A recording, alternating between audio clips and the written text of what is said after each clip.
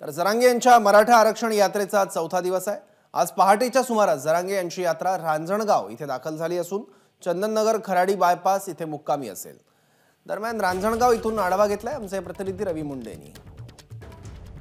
मनोज जरांगे यांची आरक्षण यात्रा आज पहाटे पुणे जिल्ह्यात दाखल झाली। रांजणगाव येथे या मराठा आरक्षण यात्रेने तळ ठोकला। आपण पाहू शकत असाल तर रांजणगाव शहरापासून काही किलोमीटर अंतरावरती एका ग्राउंडवरती मध्यरात्री या ठिकाणी सभा झाली आणि त्याच ठिकाणी आंदोलक जमेल त्या पद्धतीने इथे राहण्याची सोय करत आहे। आपण माझ्या स्टेजच्या इथे ज्या ठिकाणी सभा झाली त्या ठिकाणापासून उजव्या हाताला बघितलं तर या ठिकाणी अशा प्रकारे आंदोलक आपला या ठिकाणी राहण्याची सोय याच ठिकाणी केली होती। रात्रभर ते या ठिकाणी मुक्कामी होते।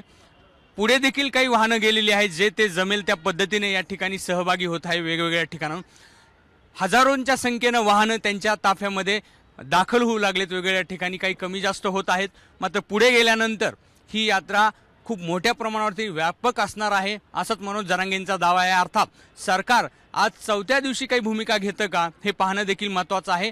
मराठा आरक्षणासंदर्भामध्ये सरकारने 54 लाख नोंदी ज्या आढळल्याचा दावा केलेला आहे त्या नोंदी आढळलेल्या सर्व समाजातील नागरिकांना तात्काळ कुणबी प्रमाणपत्र वाटप करावे अशा प्रकारची मागणी मनोज जरांगे यांची आहे आणि ते ठाम आहेत। आपण बघू शकत असाल तर अशा प्रकारे वाहनं आहेत, त्या वाहनामध्येच त्यांनी सर्व हे आंदोलकांनी सोय केलेली आहे। मोठे विशाल असे ग्राउंड आहेत ज्या ठिकाणी हा मुक्काम केला जात असतो। आता पुढचा मार्ग भीमा कोरेगाव मार्गे खराडी बायपास चंदननगर येथे आज मनोज जरांगेंच्या या सगळ्या यात्रेचा मुक्काम असणार आहे। मनोज जरांगे हे आपल्या भूमिकेवरती ठाम आहेत। आता सरकार दरबारी नेमक्या काय हालचाली सुरू होतात हे पाहणं महत्त्वाचं असणार आहे। कॅमेरामन धनंजय दानुटेसह रवी मुंडे, एबीपी माझा, रांजणगाव, पुणे। तर चंदननगर खराडी बायपास इथे यात्रेचा आज मुक्काम आहे। मनोज जरांगे यांच्या मराठा आरक्षण यात्रेचा आजचा चौथा दिवस आहे। आज पहाटे जरांगेंची यात्रा रांजणगावमध्ये दाखल झालेली आहे आणि सरकारसाठी चर्चेची दारं उघडी असल्याचं देखील मनोज जरांगे यांनी म्हटलेलं आहे। तर 26 जानेवारीला मुंबईत धडकणार आहेत मनोज जरांगे मोठ्या संख्येने आंदोलकांसह। त्यापूर्वी तोडगा काढण्यासाठी सरकारकडून प्रयत्न सुरू असल्याची देखील चर्चा आहे। त्यामुळे सरकारकडून आता कुठला अधिकृत संवाद पुन्हा मनोज जरांगे यांच्यासोबत सुरू होतो का हे बघावं लागेल। रांजणगावात ही यात्रा दाखल झाली म्हणजे पुण्याच्या वेशीपर्यंत मनोज जरांगे यांचं आंदोलन येऊन ठेपलेलं आहे आणि तिथून सगळे आंदोलनकर्ते हे मुंबईच्या दिशेने रवाना होतील। पुणे येथे पश्चिम महाराष्ट्र 5 जिल्ह्यातील आमचे मराठा समाजाचे लोक आहेत। आम्ही सांगली जिल्ह्यातील मिरज बेडगावहून आलोय। आम्ही काल रांजणगावात सामील झालो, पण आज उद्या 2 दिवसात पश्चिम महाराष्ट्र संपूर्ण मराठा समाजाचे युवकांना आवाहन पण करतो आणि ते स्वतः देखील स्वयंस्फूर्तीनं आपल्या या लढ्यासाठी येत आहेत। मुंबईमध्ये 4 ते 5 कोटी मराठा बांधवाचं एक भगवं वादळ मोठं तयार होईल।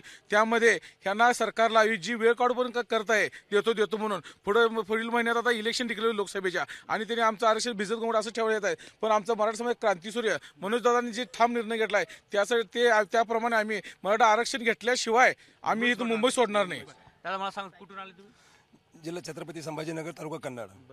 मराठवाड्यातूनच आहे? हो, मराठवाड्यात। सरकार काही प्रतिसाद देत आहे अशी काही वाटेल तुम्हाला? आशा आहे का काही तुम्हाला? आशा भरपूर आहे, पण तो सरकारने करा आशा पण आमच्या कुठल्याच, कारण की सरकारने आतापर्यंत निर्णय द्यायला पाहिजे होता, परंतु सरकार त्यावर कुठलेही ॲक्शन घेत नाही आहे। तर का घेत नाही याच्यामध्ये कारण मराठा समाजावर हा खूप मोठा अन्याय ते करतायत। कारण समाज आमचा कुठलाही उद्रेक नाही आहे। आता इतिहासामध्ये आतापर्यंत आम्ही कुठेही गालबोट लागल्याचं कुठं काही हे केलेलं नाही, तरी सरकारने याच्यावर लवकरात लवकर विचार करावा आणि हा आरक्षणाचा जो मुद्दा आहे तो लवकरात लवकर मार्गी लावा। दादा तू मुंबईत कधी गेलेला आहे का? कधी गेलेला नाही। मी साखरवाडीचा बीड जिल्ह्यामधला। मी कुटुंब सगळं घेऊन बरोबर चाललोय। जवळचं जरांगे पाटील आहेत तोवरचं त्यांच्यासोबत आहे। मी जाया सोय नव्हती ती वैयक्तिक गाडी जाण्यासाठी घेतली, वैयक्तिक कुटुंब घेऊन जाण्यासाठी। काय आरक्षण घेतल्याशिवाय वापस येणार नाहीत आम्ही। नवा इलाका आहे सगळा, काही धाकधूक आहे मनामध्ये का तसं काहीच नाही तसं? बरं, काहीच नाही। जरांगे पाटील त्यांच्या भूमिकेवरती ठाम आहेत, त्या ठिकाणी ते उपोषण देखील करतील असं त्यांचं म्हणणं आहे। दादा मला सांगा की त्यांच्या प्रकृती अवस्था असते, त्याला तुमचा असणार हा सगळा प्रतिसाद हे पाहून सरकारने काय करावं, काय अपेक्षा काय आहेत तुमच्या? निश्चितपणे सरकारनं मराठा समाजाच्या संयमाची वाट पाहू नये आणि मनोजदादा जरांगे यांची तब्येत पाहता आणि मराठा समाजाची एकजूट पाहता सरकारनं तात्काळ निर्णय घ्यावा की मराठा समाजाला सरसकट ओबीसी प्रवर्गात समावेश करावा। नसता मुंबईमध्ये आता लाखात लोक येणार नाहीत, मुंबईमध्ये कोटीमध्ये मराठा येतील आणि मुंबई ही महाराष्ट्र संपूर्ण मराठ्यांचा आहे हे दाखवण्यासाठी मराठ्यांची एकजूट मुंबईमध्ये दिसेल. आणि जर आम्ही मुंबईमध्ये आलोत तर या सरकारची धाकधूक वाढल्याशिवाय राहणार नाही. आपण जर बघितलं तर माझ्या पाठीमागची ही जी सगळी आंदोलक आहेत ती मराठवाडा विदर्भातून वेगवेगळ्या ठिकाणाहून आलेली आहेत. काहींनी तर मुंबई बघितलेलीच नाही. अर्थात त्यांच्यासाठी हे आंदोलन जरी नवं नसलं तरी मुंबई शहर त्यांनी कधी पाहिलेलं नाहीये.